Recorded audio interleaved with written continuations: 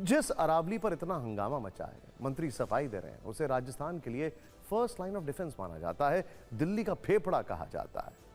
वही दिल्ली जो सर्दियां आते ही 500 AQI का टॉर्चर झेलने को मजबूर हो जाती हैं। ऐसे AQI और जानलेवा वायु प्रदूषण में एयर प्यूरिफायर का कारोबार खूब फल फूल रहा है। शुद्ध हवा के लिए लोग सिस्टम से ज्यादा अब प्यूरिफायर पर भरोसा कर रहे हैं, भले ही उन्हें इसके लिए मोटी रकम चुकानी पड़ती। आज इस मसले पर दिल्ली हाईकोर्ट ने चिंता जताई है, जिसमें सरकार के लिए नसीहत भी थी और कटाक्ष भी। हाईकोर्ट ने कहा कि अगर अथॉरिटी साफ हवा उपलब्ध नहीं करवा रही तो कम से कम एयर प्यूरिफायर पर ही GST में छूट दे दे। इतना तो सरकार कर ही सकती है।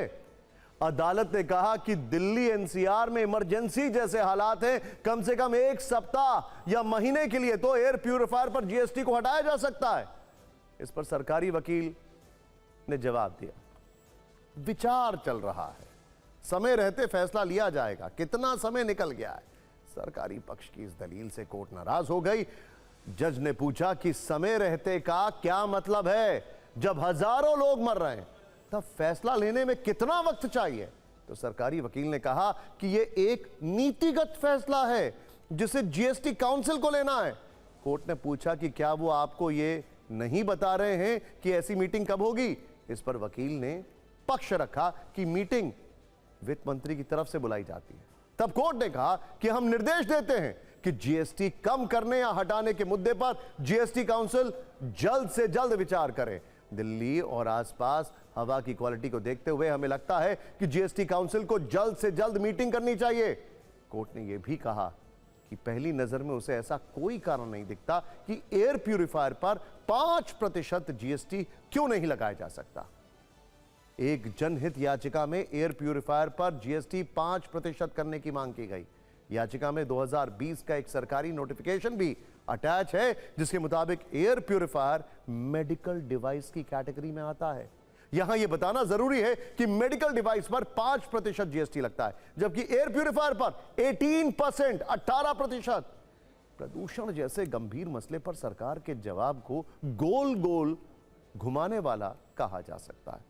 हाईकोर्ट इतना तो समझ ही गई है कि पोल्यूशन का इलाज तो हो नहीं रहा है। कम से कम एयर प्यूरिफायर पर ही लोगों को थोड़ी राहत मिल जाए, ताकि वो अपने लिए स्वयं शुद्ध हवा का इंतजाम कर सकें। सोचिए जरा, GST काउंसिल के लोग भी तो दिल्ली में रहते हैं।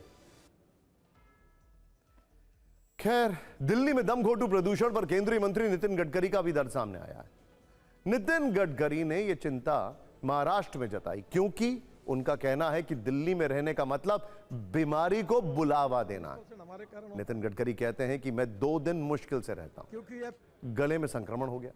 पूरी दिल्ली प्रदूषण से त्रस्त क्यों है? मैं परिवहन मंत्री हूं। 40% हमारे कारण होते हैं। पेट्रोल डीजल से होने वाले प्रदूषण का जिक्र करते हुए उन्होंने कहा कि हम 22 लाख करोड़ का ईंधन आयात करते हैं और उसके साथ प्रदूषण भी ले रहे हैं। नितिन गडकरी ने ईंधन आयात और प्रदूषण के स्वास्थ्य पर पड़ने वाले प्रभावों पर सवाल उठाए। साथ ही वैकल्पिक ईंधन और इलेक्ट्रॉनिक वाहनों को बढ़ावा देने की जरूरत पर बल दिया। सवाल यह है कि सांसद या मंत्री तो शहर बदल सकते हैं, लेकिन आम आदमी, खासकर नौकरी पेशा, कहां जाए? उसके लिए गैस चैम्बर दिल्ली में जीना मजबूरी है। मैं 2 दिन मुश्किल से रहता हूं, इन्फेक्शन हो गया। ये दिल्ली पूरा प्रदूषण से त्रस्त क्यों है? मैं ट्रांसपोर्ट मंत्री हूं, 40% हमारे कारण होता है, क्योंकि ये fossil fuel, petrol, diesel. Sudarshan ji कितने बार मुझे कहते थे कि इस देश का किसान अन्नदाता नहीं ऊर्जादाता बनेगा, ईंधन दाता बनेगा, हवाई ईंधन दाता बनेगा। आज भी इतना 22 लाख करोड़ हम खर्चा कर रहे हैं।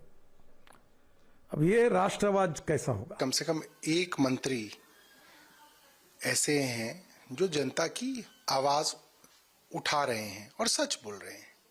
ये बात सच है कि दिल्ली के अंदर पिछले 3 महीने के अंदर मैं समझता हूं लगभग 60% दिल्ली एक न एक बार बीमार पड़ी है। नितिन गडकरी जी का कहना केंद्र सरकार के उस दावे को खारिज करता है जो केंद्र सरकार के मंत्री ने संसद में कहा कि लंग डिजीज का पोल्यूशन से कोई सीधा नाता केंद्र सरकार को नहीं मिला।